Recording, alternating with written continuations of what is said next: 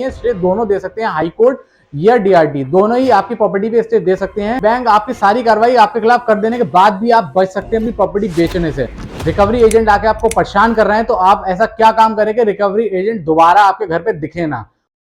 Hello friends, कैसे हैं आप लोग। पिछली वीडियो मैंने आपसे बताया था, आपसे बात की थी कि बैंक अगर अपनी कार्रवाई कर रही है, नोटिस भेजने की कार्रवाई कर रही है, तो आप उसको कैसे खत्म कर सकते हैं, कैसे रोक सकते हैं।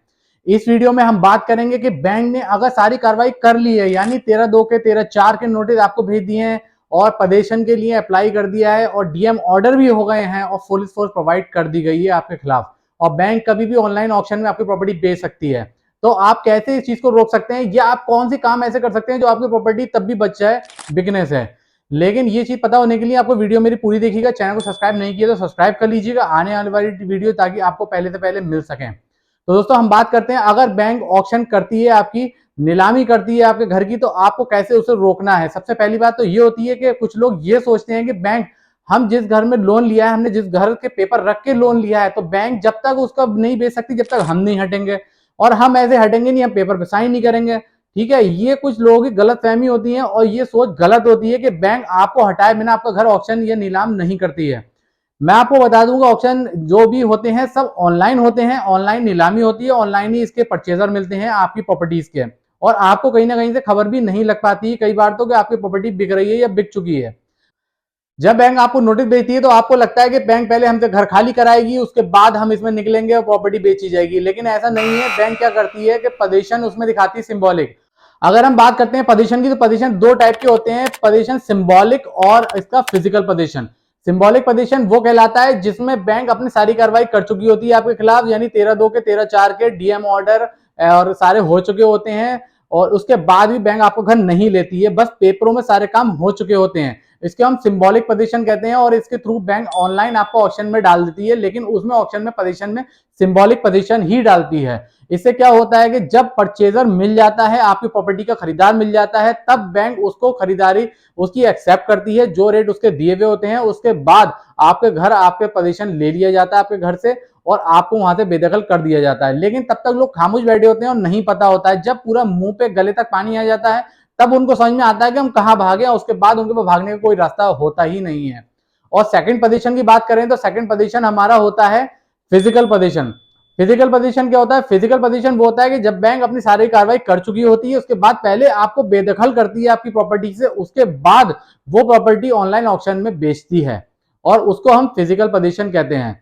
अब आपको कैसे समझना हो, क्या बचना है, मेन मुद्दा हमारा यही है कि कैसे इस चीजों से बचना है और कैसे इस चीजों से बचकर अपनी प्रॉपर्टी बचानी है बैंक से, क्योंकि बैंक आपको कोई रास्ता नहीं देती है बचने का। इसलिए आप ही को पहले से सचेत और ध्यान देना पड़ेगा कि बैंक आपके खिलाफ क्या कार्रवाई कर रही है। दोस्तों मैं आपको 3 पॉइंट ऐसे बताऊंगा कि जिसमें बैंक आपकी सारी कार्रवाई आपके खिलाफ कर देने के बाद भी आप बच सकते हैं अपनी प्रॉपर्टी बेचने से।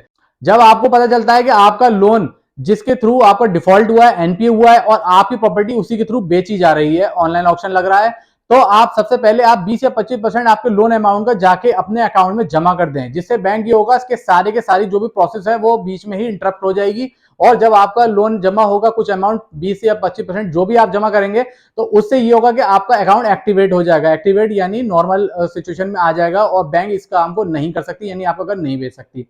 सेकंड चीज क्या होती है, अगर आपको बिल्कुल लास्ट में पता चल रही है और आपको कुछ ही दिन रह गए नीलामी के, और आपको पता चल रही है कि मेरा बैंक में ऑप्शन हो रहा है और आपका जो पेमेंट है लोन अकाउंट में नहीं डाला जा रहा है, क्योंकि बैंक उस चाहती है कि लास्ट टाइम पे आप लोन अकाउंट में अपना पेमेंट जमा ही ना करें और हम ऑनलाइन ऑप्शन कर दें।